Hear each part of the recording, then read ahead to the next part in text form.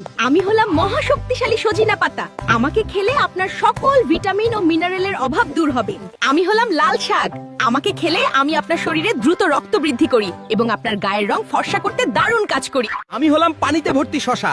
আমাকে প্রতিদিন খেলে আপনার শরীর সতেজ হবে, ত্বকের উজ্জ্বলতা বৃদ্ধি পাবে এবং পানি শূন্যতা দূর হবে। আমি হলাম জাদুকরি থানকুনি পাতা। থানকুনি পাতার রস খেলে পেটের যাবতীয় সমস্যা দূর হয় এবং রাতের ঘুম গভীর হয়। আমি হলাম পাওয়ারফুল তুলসী পাতা। নিয়মিত আমাকে রস করে খেলে আমি ক্যান্সারের ঝুঁকি কমাই এবং ফুসফুস পরিষ্কার রাখি।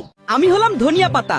ধনিয়া পাতার রস খেলে কিডনির ময়লা ভিতর থেকে পরিষ্কার হয় এবং রক্তের খারাপ কোলেস্টেরল কমে।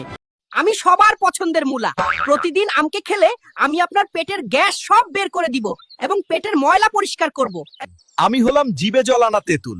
আমাকে খেলে আমি আপনার পেটের আলসার ভালো করি এবং রক্তের অভাব পূরণ করি। সবার অপছন্দের তিতা করলা। প্রতিদিন খালি পেটে করলার রস পান করলে ডায়াবেটিস ও ক্যান্সার রোগ হওয়ার ঝুঁকি কমে যাবে।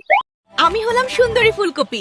ফুলকপি খেলে ক্যান্সারের ঝুঁকি কমে এবং ফুলকপিতে প্রচুর ফাইবার থাকায় এটি কোলেস্টেরল কমায়।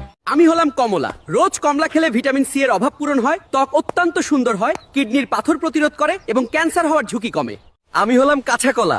রোজ আমাকে তরকারি বানিয়ে খেলে আমি আপনার হজমের সমস্যা দূর করি এবং আপনার শরীরে রক্ত বৃদ্ধি করি।